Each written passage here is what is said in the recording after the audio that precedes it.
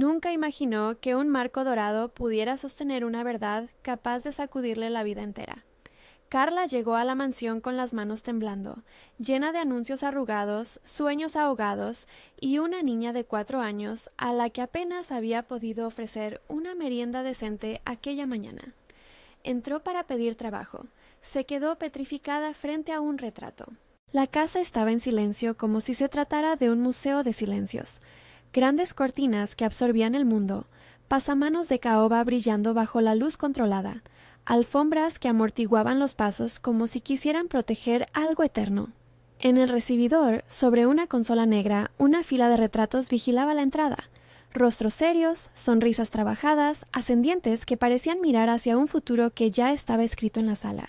Hasta que sus ojos se clavaron en uno, un hombre de mirada clara, 30 y tantos, con el honor del mentiroso en la curva de la boca. Un hombre que Carla conocía demasiado bien. Durante un latido se borraron los años, aquel escondite en un banco, las risas entre colillas, la promesa de que él se marcharía con una mochila y volvería. La prueba de embarazo que se transformó en la única verdad que tuvo que sostener cuando él eligió otra ruta. Lo había llamado Diego entonces, porque a él le gustaba presentarse como un viajero, como alguien que vivía a salto de paradas de autobús. Ella le llamaba Diego con cariño y con rabia. Ahora, en un marco dorado, Diego tenía traje, corbata y apellido que olía a finca, a votos y a apellido con capital. En el retrato, bajo el barniz del tiempo, la misma nariz, los mismos ojos que le dejaron sola con un bebé en brazos años atrás. La encargada de la casa, la señora Ramírez, salió de una puerta lateral como si llevara años atenta a las entradas y salidas de secretos. Miró a Carla con profesionalidad y una curiosa mezcla de lástima y cálculo. La niña, Olivia, se agarró a la falda de su madre con la confianza de quien aún no entiende el peso de los secretos de los adultos. Olivia tenía los ojos de su madre y la cara redondeada de quien ha aprendido a sonreír con poca cosa. Cuando la señora Ramírez vio el retrato, su expresión se volvió una línea de sorpresa que intentó contener. Se acercó, estudió el rostro pintado y miró de reojo a Carla. ¿Busca trabajo?, preguntó con la voz de quien controla pasillos y horarios, quien sabe quién entra y sale. Carla apuró una sonrisa que no alcanzó sus ojos. Sí, estoy dispuesta a trabajar en lo que haga falta. Limpieza, cocina, cuidado, respondió con una voz que llevaba el cansancio de noches sin descanso. La señora Ramírez la miró de arriba abajo, atendiendo a la humildad de su ropa gastada y la determinación de su postura. Sonrió con diplomacia. Pase, la señorita Mercedes decide. Espera allí, por favor. No permita que la niña corra por los pasillos. Carla cruzó el recibidor con la sensación de que cada cuadro la atravesaba como una pregunta. Llegó a un sofá, se sentó como quien espera una sentencia. En la pared, el retrato la miraba con la autoridad de quien sabe que ya no hay regreso. Ella pensó en esa palabra, autoridad. Qué raro que la misma persona que se había marchado sin entregar nada ahora colgara, gigante, convertido en autoridad familiar. La puerta se abrió. Mercedes Mendoza entró sin estruendo, pero con la seguridad de quien camina por su casa como otro pulso. Era una mujer de 60 años bien llevados, pelo recogido en un moño impecable, vestido sobrio y ojos que habían visto complicaciones suficientes como para no sorprenderse con facilidad. Cuando su mirada cayó en Carla, le ofreció la cortesía fría de las grandes damas. Pero en cuanto la señora Ramírez pasó la vista por el retrato, los gestos de Mercedes se volvieron curiosos, casi instintivos. Se acercó al cuadro, tocó el marco con la yema de los dedos, y su frente fruncida contó una historia que nadie pronunció. ¿Sabe usted trabajar bien?, preguntó Mercedes sin quitarle los ojos a la visitante. Sí, señora, tengo experiencia y referencias, contestó Carla, estirando una voz que quería parecer firme. Mercedes la llevó a un despacho que olía a papel antiguo y a canela, donde la luz se filtraba como una bendición medida. Había libros de cuentas, fotografías en blanco y negro que hablaban de generaciones, y una jarra de agua que ofrecía el protocolo de la cortesía. «Cuénteme por qué vino», dijo Mercedes sin prisa. «¿Por qué vino?». Carla explicó. Contó que había respondido a un anuncio, que buscaban personal en la casa, que necesitaban a alguien honesto y dispuesto. La verdad, precisa y sin adornos, se coló en la conversación. que cuidaba de su hija sola, que había ido tirando con trabajos que llegaban y se iban, que buscaba estabilidad. No mencionó el retrato de primeras, como si ese nombre guardara el poder de prender fuegos. Durante la conversación, Mercedes la observaba de manera inquisidora, pero en su voz también había algo parecido a la necesidad de entender. Había cosas que el dinero no resolvía: la lealtad, las pequeñas pruebas de carácter. Finalmente, Mercedes sonrió con la amabilidad medida de quien hace un favor reservado. «Necesitamos a alguien que empiece mañana», dijo. «Habla en plural, para empezar. Ahora mismo hay un vacío en la plantilla». Carla contuvo un suspiro que quiso ser gratitud. «Gracias, señora Mendoza. No le fallaré». La sonrisa de Mercedes se endureció un poco. «Antes de nada, necesito que me diga su nombre completo». Carla le dio su nombre, y la verdad se deslizó en el aire como una moneda que cae sobre mármol. Fue en ese momento cuando Mercedes volvió a mirar el retrato con interés más vivo y preguntó: «¿Conoce a ese hombre?». Carla sintió que la sangre dejaba de calentarse en sus manos. Las palabras se apelotonaron en su garganta. Años de silencio, de apodos y de promesas rotas la miraron desde el lienzo. «Sí», dijo por fin. «Lo conocí hace años. Se llamaba Diego». Mercedes arqueó la ceja. «Diego». El nombre le sonaba extraño en un apellido que tenía la robustez de Mendoza. No le preguntó más. Se levantó, caminó hacia la puerta como si quisiera tomar aire fresco. La señora Ramírez, que había escuchado todo, se acercó a la ventana y miró la calle como quien acumula nombres. «¿Estás segura de lo que dices?», preguntó Mercedes sin rodeos cuando volvió. Carla asintió. No quiso explicar en ese momento cómo un chico se había transformado en retrato. No quiso relatar la sensación de ser arrastrada por la vida cuando él se fue. No pertenecía a ese teatro. Le daba miedo creer que aquel hombre pudiera ser padre de su hija y a la vez fruto de una mentira con apellido. Mercedes se sentó otra vez y puso las manos sobre la mesa como si pesara cada una de sus palabras. «Esto tiene que resolverse con discreción. No quiero rumores en la casa. Vendrán a preguntar. Vendrán miradas, se enterará la gente equivocada y eso puede ser muy peligroso para todos. Para usted, para la familia, para la persona que aparece en ese cuadro». La firmeza de Mercedes no era hostilidad, era cálculo, la preservación del orden que iba con su nombre. Pero en su mirada había, por un instante, algo más que cálculo, una chispa de intranquilidad.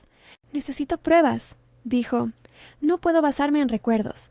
Traiga un acta de nacimiento, fotografías, cualquier cosa que confirme lo que dice. Mañana a primera hora. Y esto debe quedar aquí, en este despacho. Nadie fuera de esta casa debe saber nada». La palabra «pruebas» cayó como una mesa entre ellas. Carla sintió que su mundo, ya de por sí frágil, iba a ser juzgado con la pulcritud de una contabilidad. ¿Acta de nacimiento? Sí. La tenía guardada en una carpeta donde había más facturas y certificados de vacunas. Era el tipo de cosas que una madre guarda bajo llave. Las fotografías eran otra historia. La cámara estaba lejos. Las fotos habían vivido en camisetas y en cartas. Berenice, su amiga, tenía algunas impresiones en una caja.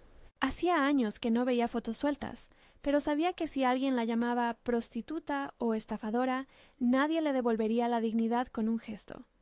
«Volveré mañana con todo», prometió Carla.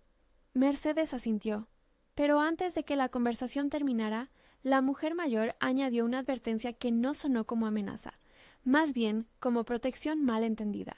«Y por favor, mantenga esto en silencio.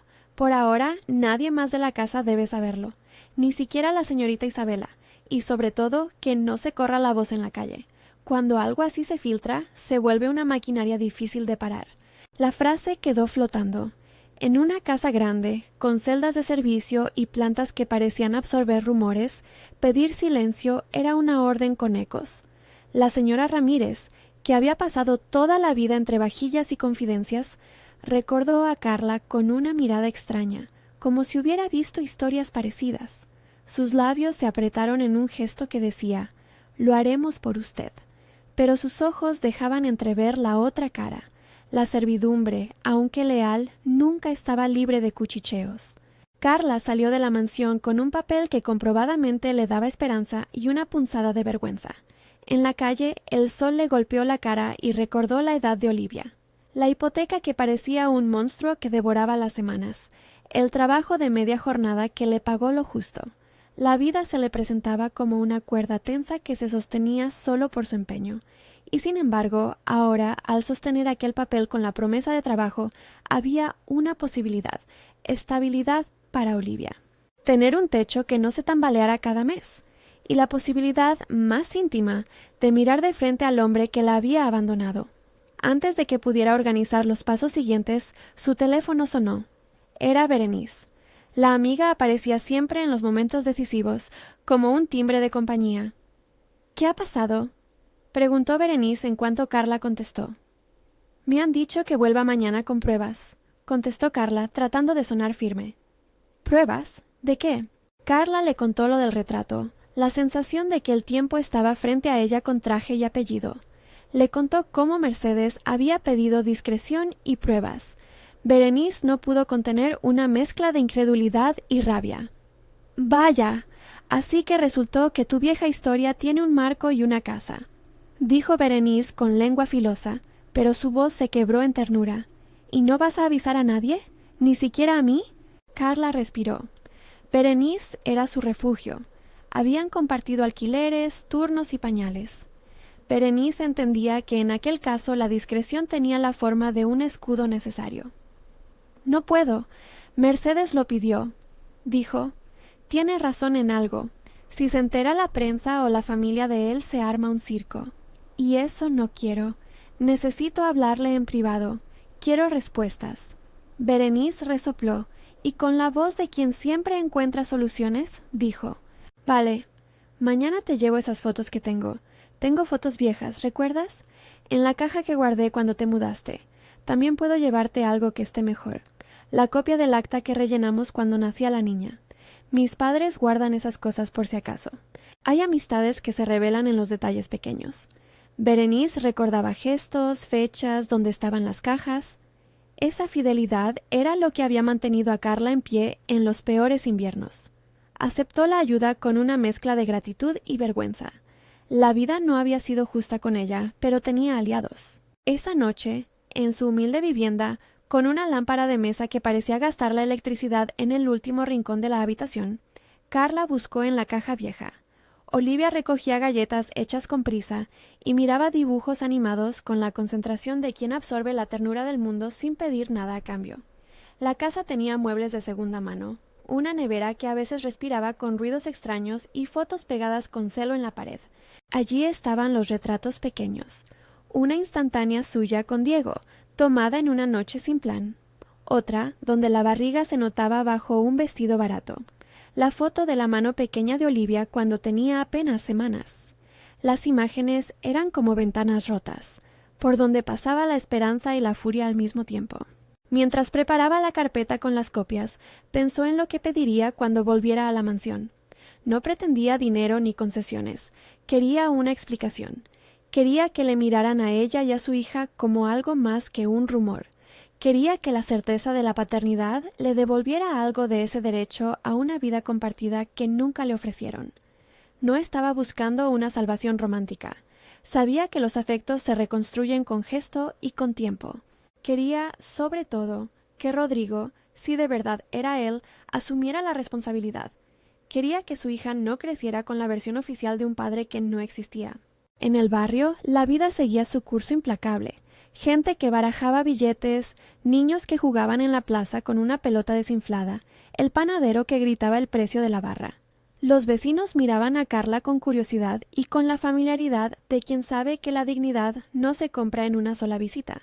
A su alrededor, las conversaciones se centraban en lo esencial: el alquiler, la comida, la escuela. Pero a ella esa normalidad le recordaba la distancia entre dos mundos. Al día siguiente, Berenice apareció con una bolsa.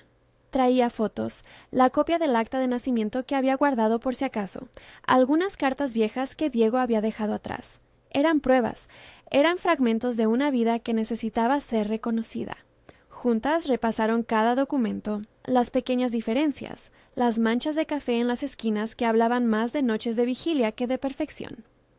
—¿Vas a ir vestida así? —preguntó Berenice, con preocupación.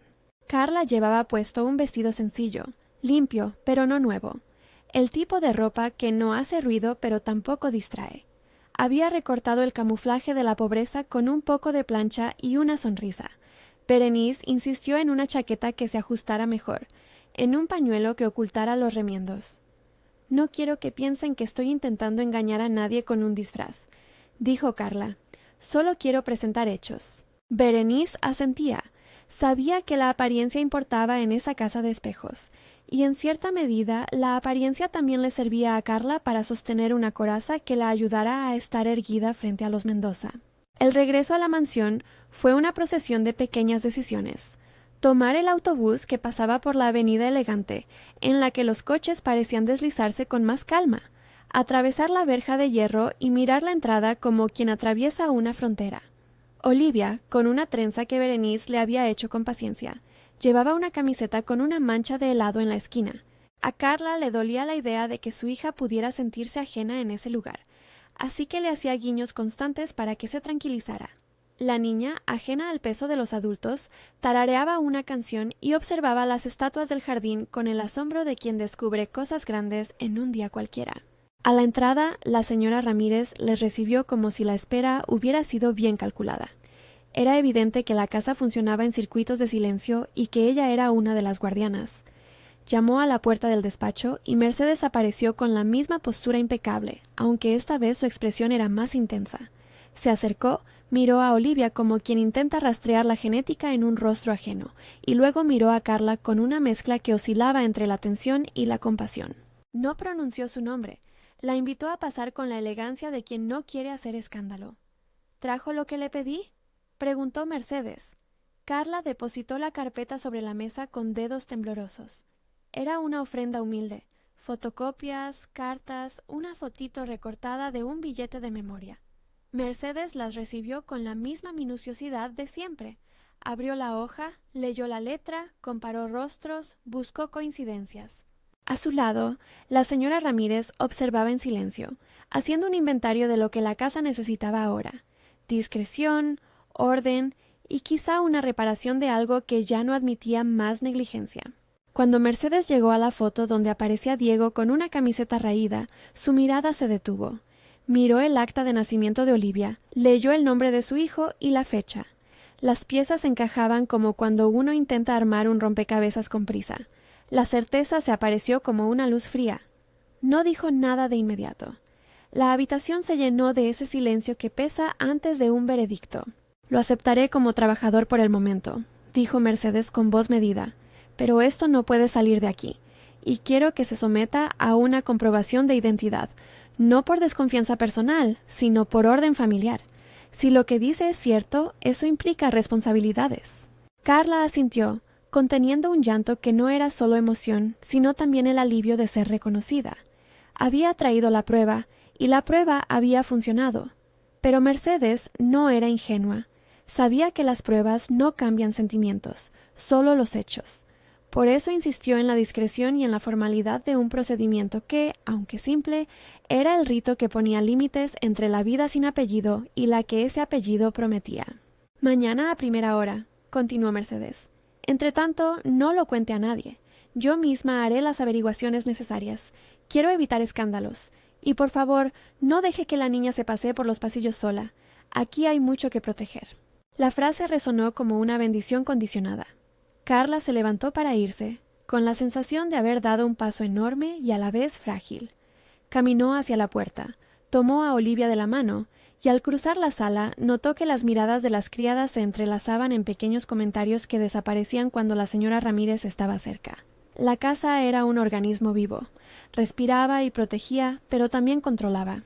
En su estructura, cada rumor tenía un conducto que podía llegar a los titulares o a la mesa del desayuno sin pedir permiso.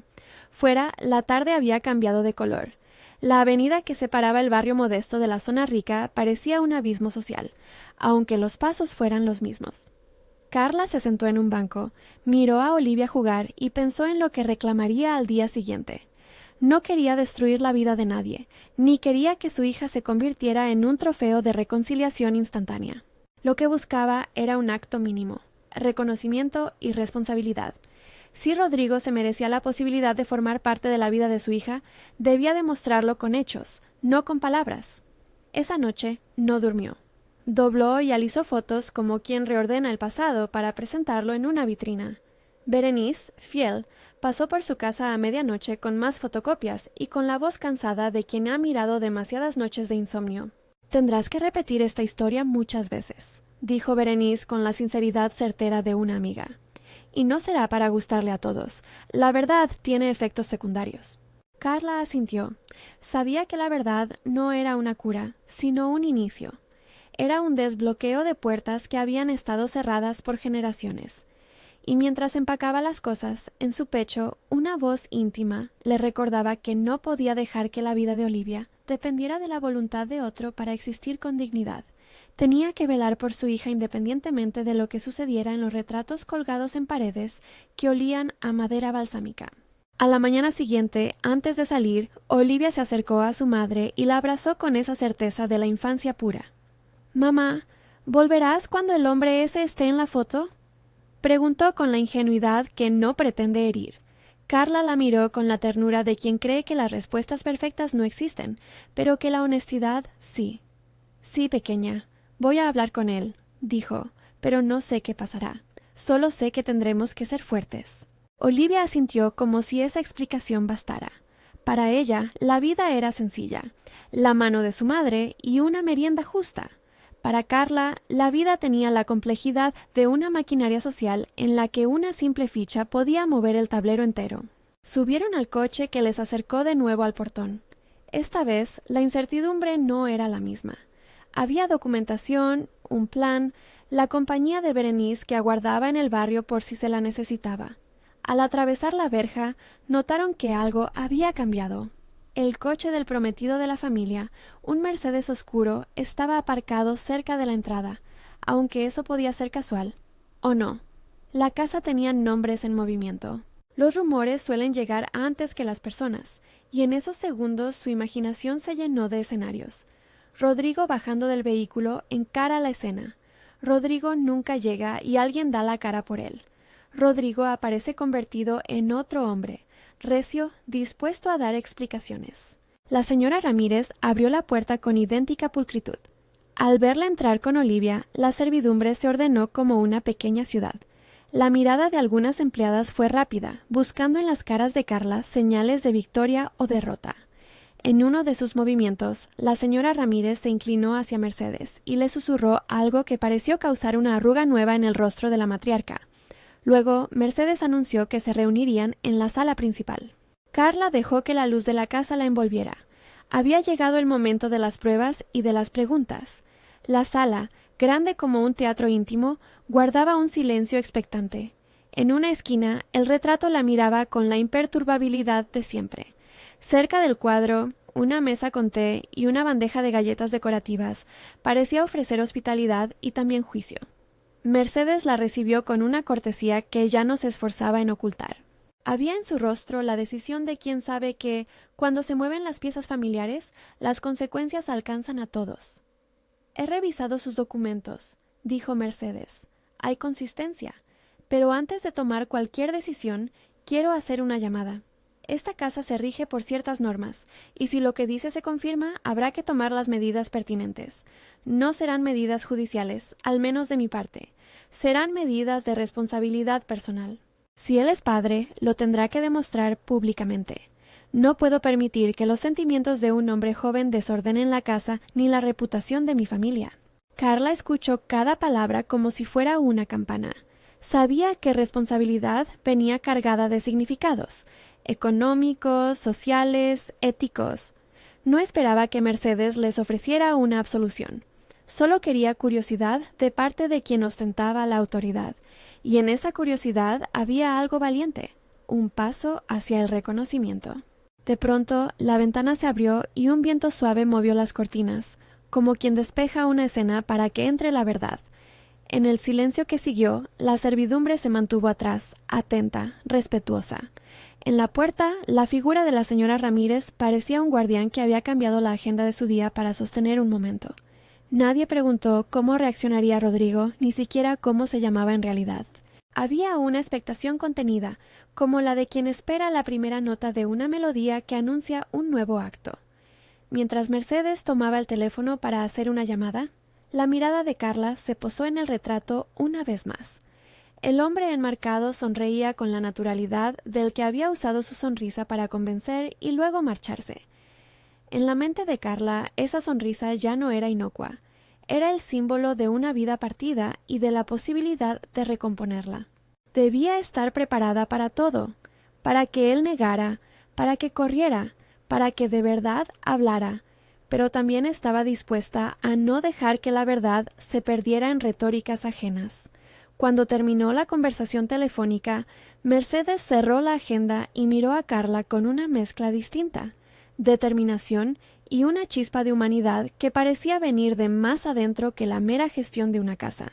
«Vendrá mañana», dijo Mercedes. «Tiene compromisos fuera, pero volverá. Y quiero que lo sepas. Si él elige no hacerse cargo, no será yo quien lo defienda. Esta casa no se erige sobre secretos que destruyan a otros. Vuelva y mantenga discreción». Carla soltó un aire que no sabía si era risa o alivio. La promesa de que el hombre volvería, unida a la carpeta en su bolso, le devolvía el poder de preguntar. Salió con Olivia y la puerta se cerró con un sonido que parecía pesar más que lo que cualquier retrato pudiera aguantar. Afuera, el jardín olía a azahar y los pájaros parecían ignorar los enredos de los humanos. Durante el día, la ciudad funcionó con su indolencia cotidiana. Las noticias en la radio hablaban de otras cosas, ajenas a ese drama pequeño que hervía bajo la superficie.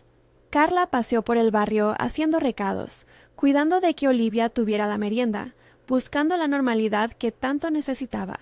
Pero por dentro repasaba las imágenes, las palabras de Mercedes, la petición de discreción. Sabía que algo se estaba moviendo y que, cuando los engranajes empezaran a girar, nada volvería a ser igual. La noche previa a la cita se le presentó con el insomnio propio de quien no sabe qué recibir. La verdad, el rechazo, una mano que se extiende tarde. Se acostó abrazando una manta demasiado delgada y pensando en todos los momentos en los que le hubiese gustado tener una voz fuerte que dijera que ella no estaba sola. No la tenía. Tenía, en cambio, una carpeta con fotos y un nombre en un retrato. Y por la mañana, cuando Olivia se acercó con la inocencia de una caricia, Carla sintió que la decisión que había tomado era la correcta. Mirar de frente, exigir verdad y, sobre todo, proteger a su hija. Al cruzar una vez más el umbral de la mansión, algo en el aire se tensó. La servidumbre se movía con una prontitud que ya no parecía natural, como si estuvieran esperando a que algo explotara para luego recoger los pedazos. La señora Ramírez los condujo por un pasillo tapizado hasta un jardín interior donde las flores parecían cultivadas para la paciencia. Mercedes estaba allí, pero no sola. Una figura masculina apareció en la distancia, apoyada en una barandilla de mármol. No era la figura que Carla había imaginado enmarcada en lienzo. Era real, con el peso de la respiración humana y la urgencia de sus pasos. Tenía esa mirada que ya no era una venta fácil. Sus ojos recorrieron al pequeño grupo, y algo cambió en la expresión de su rostro, un desconcierto que se mezclaba con algo parecido a la culpa. Carla inhaló hondo. Olivia apretó su mano con tal fuerza que le dolió. El momento que había esperado se encendió con luz propia. El hombre del retrato estaba delante de ellas, sin mentira ni pintura, real y humano. Mercedes se adelantó, como si quisiera tomar la iniciativa de una reconciliación que necesitaba orden. Rodrigo, que había sido Diego en otra vida, bajó un paso el brazo como quien no sabe por dónde empezar. Su camiseta, discreta, no ocultaba una inquietud que parecía recién nacida. Había líneas de viaje en su rostro y sombras en los ojos que hablaban de cosas que aún no se objetivan en palabras. «Carla», dijo él, como si nombrarla fuera un acto que trabajaba por sí mismo. No esperaba esto. Y en ese segundo, en el que la historia reunía a sus protagonistas, la casa pareció sostener la respiración. La verdad había salido del marco y había tomado forma. Había sido llamada por una madre que no iba a permitir que la casualidad dictara la vida de su hija. Y ahora, frente a frente, había que decidir qué hacer con esa verdad. La tensión en el jardín quedó suspendida como una cuerda a punto de romperse. Carla apretó la mano de Olivia con la intención de no dejarla ir, pero el peso de la mirada pública, aunque aún contenida por las paredes de la casa, se hacía sentir en cada respiración del grupo. Rodrigo bajó la cabeza un instante, buscando en el suelo una palabra que no sabía pronunciar. Mercedes, firme, mantuvo la distancia correcta, la que marca la cortesía y la decisión. Deja en los comentarios desde qué ciudad nos estás viendo. Rodrigo recuperó el aire y habló con una voz que intentó controlarse entre el remolino de emoción y culpa. Carla, yo no quería esconderme. Es complicado de explicar, dijo. No fui capaz de volver antes porque mi vida entonces no me dejaba. Creí que estaba haciendo lo mejor. Me equivoqué. ¿Haciendo lo mejor? Interrumpió Carla sin gritos, con la calma cortante de quien ya había llorado suficiente. ¿Huir es la mejor opción para el padre de una hija? Las palabras salieron afiladas, sin rabia teatral, sino con la precisión de quien enumera daños. Rodrigo se contuvo. Su cuerpo decía más que su boca. Estaba abrumado por la evidencia frente a él, la carpeta abierta, la prueba que ataba los pedazos de su pasado con el presente que se le exigía. Las criadas observaron, algunas con el ceño fruncido, otras con un gesto protector hacia la nueva trabajadora que representaba una historia que podía derramar sobre la casa. La señora Ramírez, siempre alerta, vigiló las reacciones de los presentes y, como era su costumbre, trató de contener el rumor a su modo, con miradas que pedían prudencia. Mercedes, consciente del equilibrio que tenía que sostener entre su autoridad y la compostura de la familia, dio un paso adelante. «No estamos aquí para proyectar juicios», dijo Mercedes con una voz templada que quería imponer orden. «Hay que verificar, y si todo confirma lo que vuestra carpeta dice, habrá que asumir responsabilidades, pero sin escándalo. ¿Lo entiende?» Rodrigo asintió, y su gesto fue más que una aceptación. Fue una rendición momentánea. No había defensa posible ante un acta y una foto, ante la constancia de unas noches que él mismo había dejado atrás. Y sin embargo, en sus ojos aparecía algo que iba más allá del remordimiento, el reconocimiento de la pérdida causada. Era una culpa que no pedía indulgencia, sino trabajo. «Lo haré público si hace falta», murmuró él, «pero necesito tiempo para hacerlo bien». La idea de hacerlo público agitó por un instante el aire templado del jardín. Mercedes frunció el entrecejo. Su cabeza no planteó la acción ligera, sino la manera de contener el daño. Nadie quería una historia que se escapara de control. El apellido Mendoza llevaba peso, y con peso también venían fricciones que podían alcanzar mucho más que a una casa. Empresas, compromisos, alianzas. «Lo haremos con discreción», dijo Mercedes. «Rodrigo, tú también debes entender que esto no se trata solo de reparar una falta privada. La familia tiene compromisos que cumplir, pero si decides asumirlo, lo harás con transparencia. Nada de ocultaciones». Rodrigo tragó en seco. Las palabras de Mercedes no eran una sentencia, sino un contrato de trabajo moral que él, hasta ahora, había esquivado. La primera confrontación, tensa pero contenida, dejó una estela de preguntas que no encontrarían respuesta inmediata. Carla necesitaba más que palabras, necesitaba gestos. Y el gesto llegó antes de lo que cualquiera esperaba, aunque no de la forma prevista.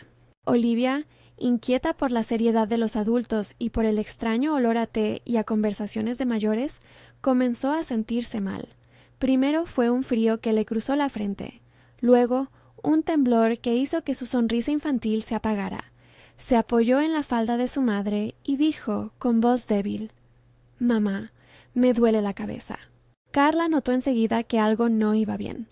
La niña, que hacía media hora había estado tarareando, ahora se dormía y su frente tenía calor.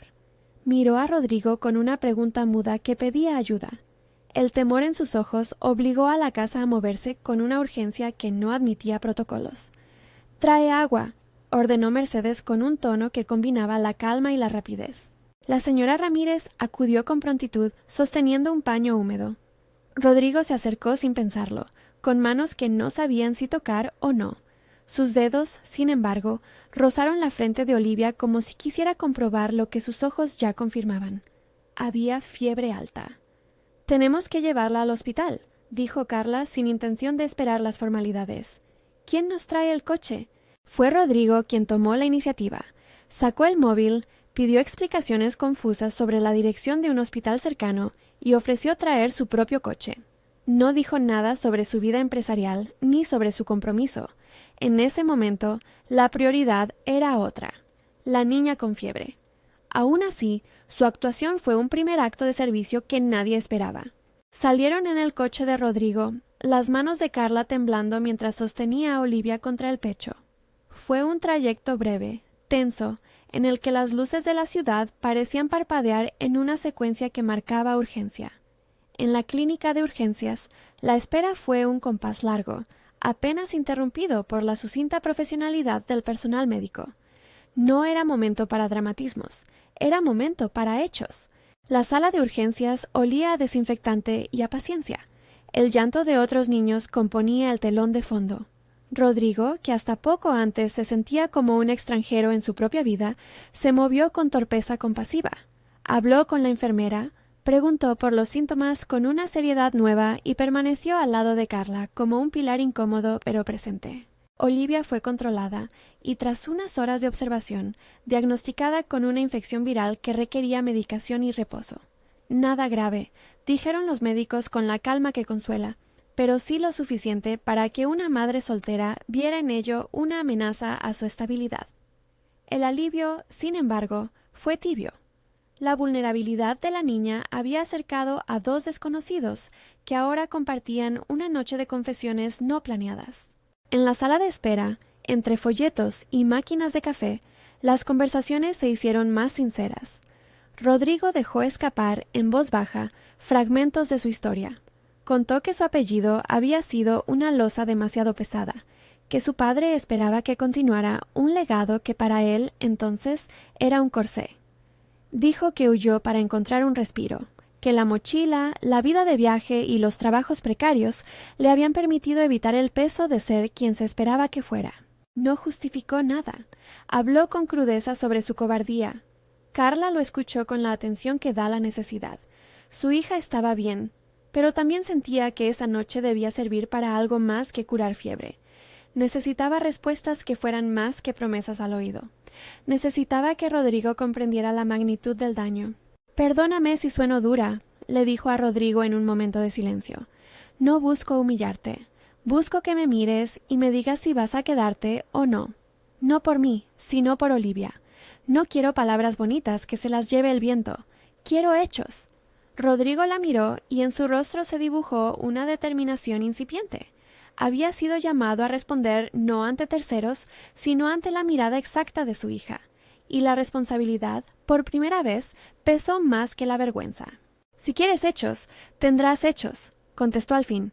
«Te lo prometo ahora. Voy a asumir lo que haga falta. No será instantáneo ni perfecto, pero no me voy a ir otra vez». La promesa tuvo un efecto casi físico en Carla. No era euforia, sino una tregua, la posibilidad de que aquel hombre no volviera a desaparecer. Rodrigo no se limitó a palabras.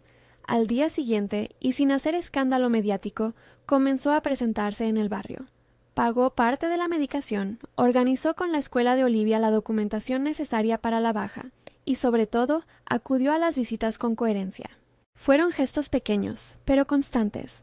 Una compra, llevar a Olivia al parque, quedarse a ver cómo la niña se dormía por la noche en el sofá del piso de Carla, tras una cena compartida que el propio Rodrigo intentó preparar con torpeza encantadora.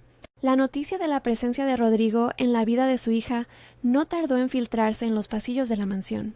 La servidumbre no era maliciosa, pero la curiosidad se soltó como corriente de agua. La señora Ramírez, conocedora de los riesgos del rumor, trató de contener el alcance, pero caras furtivas y voces bajitas empezaron a tejer una red de murmullos. Mercedes, que había exigido discreción, se encontró con el dilema: ¿confiar en la discreción o actuar para que las cosas no se salieran de control? Entonces apareció Isabela. No entró como una villana de novela, sino como la prometida que se siente traicionada, herida en su orgullo y deseosa de mantener una imagen que había costado años construir. Su enfado no fue solo por el asunto íntimo. Había intereses en juego, expectativas y planes que se vieron de repente amenazados por la sombra de la paternidad que Rodrigo empezaba a asumir. Isabela llegó a la mansión con maquillaje impecable, gesto cortante y palabras que buscaban asegurar su posición. «Esto no puede quedar así, Rodrigo», dijo en privado con la frialdad de alguien que ha aprendido a usar el lenguaje como arma. No puedes permitir que una mujer te ponga en esta situación sin que yo tenga voz. Soy parte de esto tanto como tú. Rodrigo, cuya vida hasta entonces había sido una sucesión de evasiones, se sintió acorralado. Isabela intentó presionar con la amenaza de escándalos velados, de encuentros sociales que podrían torcer la reputación conjunta.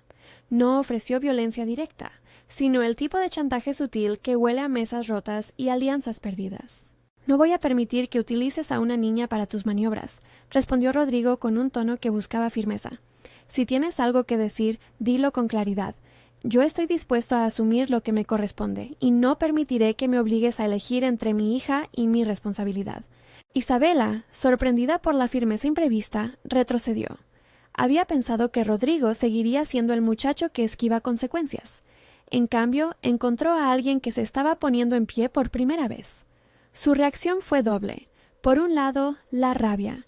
Por otro, la necesidad de preservar su estatus. Eligió la estrategia que le parecía más efectiva para ella, la confrontación pública. Empezó a mover contactos, a lanzar sutiles preguntas entre conocidos, y el rumor se transformó en algo más peligroso, la posibilidad de un escándalo que alcanzara medios.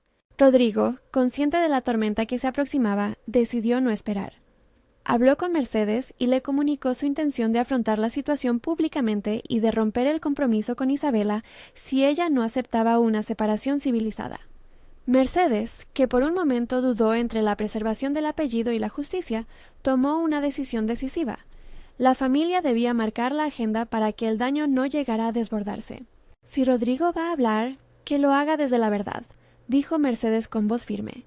Y si ese anuncio implica la cancelación de un compromiso, se hará sin escándalos. No voy a permitir que una mujer use a otra para ganar espacio en mi mesa. La decisión de Mercedes tuvo un efecto inmediato. Isabela intentó presionar públicamente con una declaración preparada, pero la réplica de Mercedes, a través de un comunicado sobrio, cortó la intención de la pelea. Sin embargo, la prensa, siempre hambrienta de titulares, empezaba a olisquear el asunto. Un pequeño blog del corazón soltó un rumor y la chispa fue suficiente para que, por un día, periodistas más serios empezaran a buscar más. Rodrigo, que había prometido no huir, entendió que todo debía hacerse con transparencia. Fue entonces cuando apareció la carta del padre de Rodrigo. No era un documento que buscara exculparlo por completo. No pretendía transformar la culpa en absolución. Era, más bien, una confesión y una llamada a la responsabilidad. La carta, encontrada entre los papeles de la antigua oficina familiar al ordenar el salón, estaba dirigida a Rodrigo y decía, con una caligrafía firme pero cansada, que el autor lamentaba las exigencias que había puesto sobre su hijo, las expectativas que habían sido una cárcel para los deseos personales, y que esperaba que Rodrigo encontrara la manera de enderezar su vida con dignidad. Mercedes, que al principio había pensado en la carta como un elemento que podría empeorar el asunto, la leyó en voz alta en una reunión íntima en la que estaban presentes Carla, Rodrigo y la señora Ramírez. El tono era sobrio.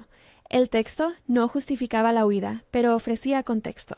Hablaba de una familia que había priorizado imagen sobre humanidad, de un hombre enfermo de orgullo que había cargado con exigencias sobre su hijo y que, en el balance final, pedía algo fundamental: que su legado no fuese una cadena, sino una oportunidad para reparar. La lectura de la carta fue un giro. No borró el daño, pero puso sobre la mesa un matiz que la audiencia necesitaba para comprender que la vida de Rodrigo no había sido simple egoísmo ni heroísmo. Había sido la suma de cobardías y presiones, de fallos personales y lecciones heredadas. Para la opinión pública, la carta matizó la noticia. Para Rodrigo significó una bofetada de realidad acompañada de una brújula moral que le indicaba el camino. Con la carta en mano, Rodrigo convocó a una entrevista. No fue un discurso preparado por gabinetes. Fue una conversación en la que habló con honestidad y con pudor. Admitió su falta, señaló la necesidad de asumir las responsabilidades que le correspondían, y frente a las cámaras anunció que quería estar presente en la vida de su hija, y que rompería su compromiso si ese compromiso impedía que él cuidara de Olivia con la dignidad que merecía. La repercusión fue inmediata. Los titulares variaron. desde la condena hasta el aplauso cauteloso. Algunos criticaron su tardanza, otros celebraron su valentía de afrontar el problema públicamente. Isabela, al oír la entrevista, decidió que sus maniobras no cabían ya en el guión. La posibilidad de continuar como prometida de un hombre que asumía su padreazgo bajo la mirada pública no le era agradable. Optó por la salida. Canceló el compromiso. La decisión, aunque dolorosa para su ego, la libró de peores exámenes sociales. Mercedes, satisfecha por la resolución, organizó un comunicado que recogía la decisión de la familia: apoyo a la paternidad, exigencia de discreción y una invitación a que las responsabilidades no se confundieran con castigos públicos. El apellido Mendoza no se manchó, pero sí se transformó en un símbolo. La familia que decide mirar sus problemas y resolverlos desde la acción más que desde la ocultación. La vida cotidiana, sin embargo, no se arregla con comunicados. La verdadera prueba vino después, en las pequeñas tareas, en las visitas que Rodrigo hizo sin que su presencia fuera noticia. Fue en las noches en las que, tras jornadas laborales, aparecía en la casa de Carla con una bolsa de panes y una sonrisa tímida. Fue en las tardes en las que barría el pasillo mientras Olivia reía. Fue en las mañanas en las que, con torpeza, intentaba preparar un desayuno que no quedara demasiado salado. Fueron actos que nadie filmaría, pero que construyen confianza.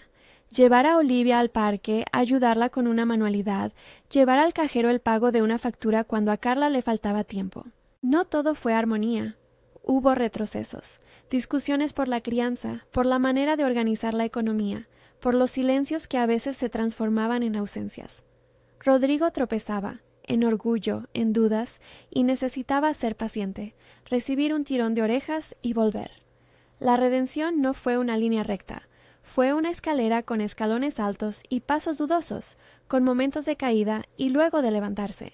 Isabela, lejos ya de la familia, intentó una última embestida, una nota filtrada a la prensa, insinuando que la reconciliación con Carla era una estrategia para limpiar la imagen de Rodrigo tras una inminente fusión empresarial. La insinuación explotó en la red como rumor venenoso. Pero el día a día de Rodrigo y la carta del padre habían generado una masa crítica de credibilidad. Además, algunos medios se mostraron interesados en el relato humano más que en el morbo. La razonabilidad de los hechos, la presencia constante, las facturas pagadas, la rutina de visitas, contrarrestó efectivamente las sombras. Isabela vio que sus ataques no surtían el efecto esperado y, con dignidad herida, desapareció de la escena pública. Con el paso de los meses, la tensión evolucionó en algo más tolerable: respeto. Rodrigo se ganó la confianza de la vecindad y, sobre todo, el cariño de Olivia, que comenzó a llamarlo por su nombre sin la carga de preguntas. Los vecinos del barrio empezaron a ver en él a un padre que, aunque imperfecto, se esforzaba, y eso, en los mundos reales, cuenta tanto como un cariño espontáneo. Mercedes observaba desde la distancia y poco a poco fue dándole pequeños espacios. Invitaciones a comer, asistencia en tareas domésticas, la posibilidad de estar en eventos familiares de menor escala. Hubo momentos íntimos que marcaron una pauta. La primera vez que Rodrigo recogió a Olivia de la escuela y la pequeña no quiso volver con su madre, sino que pidió quedarse un rato más con papá. La primera comida en la que Rodrigo cocinó algo medianamente comestible y Olivia aplaudió con la sinceridad de quien premia el esfuerzo. La primera discusión pública con la que Rodrigo reconoció que había fallado y pidió perdón delante de la familia, aceptando que el perdón se gana con actos y no con discursos. Entonces llegó la propuesta, que no fue un gesto grandilocuente ni una puesta en escena. Fue una cena íntima en la que Rodrigo, con la torpeza afectuosa que lo caracterizaba, pidió a Carla que saliera a caminar por el jardín de la mansión, donde solían hablar las primeras veces.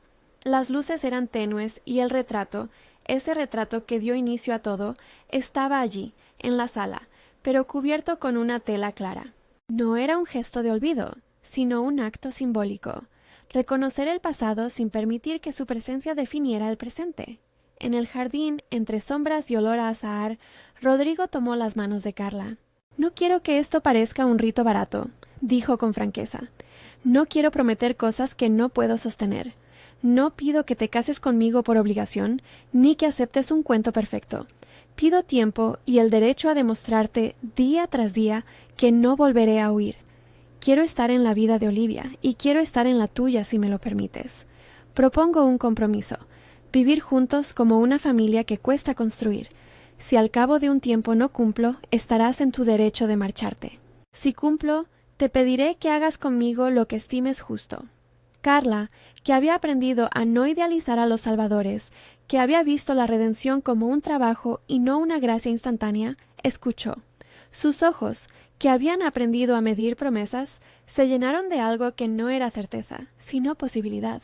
Necesito garantías, respondió con honestidad, que no se trate de un capricho temporal, que estés presente incluso cuando no haya cámaras ni aplausos. Necesito ver constancia.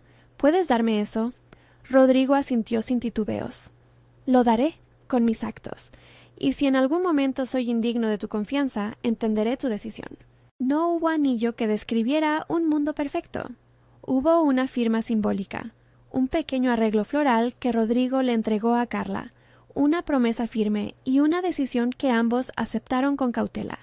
La comunidad que los rodeaba fue testigo de la transformación, no de una reparación perfecta, sino de una reconstrucción honesta. Isabela, como figura del pasado, quedó relegada a un recuerdo que ya no tenía poder sobre su presente. La boda, cuando llegó, fue íntima y sobria. Mercedes accedió a ceder un ala de la mansión para la ceremonia, pero impuso límites. No un gran banquete ni procesiones ostentosas, sino una reunión de amigos cercanos, la servidumbre que había apoyado desde el principio y las figuras que habían sostenido la verdad. El retrato que había desatado la historia quedó colgado en la sala principal junto a otros cuadros, pero ahora, frente a él, los recién casados colocaron una nueva fotografía, un retrato familiar improvisado, con Olivia en el centro, riendo, y al lado, Carla y Rodrigo, con miradas menos perfectas pero más sinceras. No se buscó borrar el pasado, se reconoció y se colocó junto al presente como parte de un hilo que ya no ataba sino que articulaba. El día de la boda fue de llantos contenidos, de sonrisas genuinas y de una sensación compartida, la de que la familia puede ser también una elección sostenida por actos cotidianos. Mercedes, con una toalla que había escondido por si la emoción la sorprendía, asistió a la ceremonia con la compostura que la caracterizaba y con una mano que, en algún gesto íntimo, apretó la de Carla en señal de aprobación. La señora Ramírez, que había sido guardiana de secretos y ahora testigo de verdades, presidió con discreción y orgullo. En la celebración humilde que siguió, entre platos caseros y música que no buscaba ser la más famosa, Rodrigo se acercó a la mesa del despacho y con voz más serena de lo que cualquiera recordaba, dijo unas palabras sencillas. No vine a repararme con dinero ni a comprar afectos. Vine a ser responsable. La vida que yo debía construir con mi hija y con Carla la estoy eligiendo cada día. No espero que crean en mí por lo que digo. Espero que lo hagan por lo que haré. El gesto fue recibido con silencios que parecían comprender la magnitud de la promesa. La comunidad, que había mirado y juzgado, decidió acompañar la construcción de esa nueva familia con actos pequeños. Una llamada para preguntar si necesitaban algo, un envío de alimentos en los primeros días, la invitación a salidas de fin de semana para que Olivia tuviera referentes, no solo de su madre, sino de un entorno que la acogía. El retrato, de vez en cuando, era motivo de conversación. Algunos lo miraban con dureza, otros con la fría comprensión de un objeto que representa errores ajenos. Para Carla, aquel marco dejó de ser una condena y se convirtió en un recuerdo que ya no definía su vida. Mercedes, en un acto simbólico, lo dejó en la sala, pero permitió que la nueva fotografía familiar ocupara su lugar de honor. No se borró el pasado, se le puso perspectiva. Meses después, en una tarde templada, Carla encontró una carta que Rodrigo no le había mostrado antes. Era una nota breve que él le dejó sobre la mesa del salón, escrita con una caligrafía torpe pero clara. Decía: «Para ti y para Olivia. No soy perfecto, no lo fui ayer y no lo seré siempre, pero he aprendido a no huir. Estoy aquí. Gracias por darme la posibilidad de demostrarlo». Carla sonrió y, sin dramatismos, recogió a su hija de la escuela. En el coche, Olivia cantaba una canción de radio, y Rodrigo, que iba al volante, miraba por el retrovisor con esa mezcla de orgullo torpe y ternura pura que solo los padres experimentan. no era un final de cuento de hadas. Había noches de dudas, recibos que pagar y conversaciones duras sobre límites y decisiones. Pero existía algo mucho más sólido, la certeza de que la familia es un trabajo diario. La historia, que empezó con un retrato en un marco dorado, no terminó en una redención instantánea ni en una limpieza mágica de responsabilidades. Fue un proceso que implicó errores y correcciones, que exigió persistencia y honestidad. Rodrigo resolvió la deuda que tenía con su pasado con actos: asistencias al colegio, noches sin excusas, presencia en lo cotidiano. Carla, por su parte, aceptó la posibilidad de confiar de nuevo, con condiciones legítimas.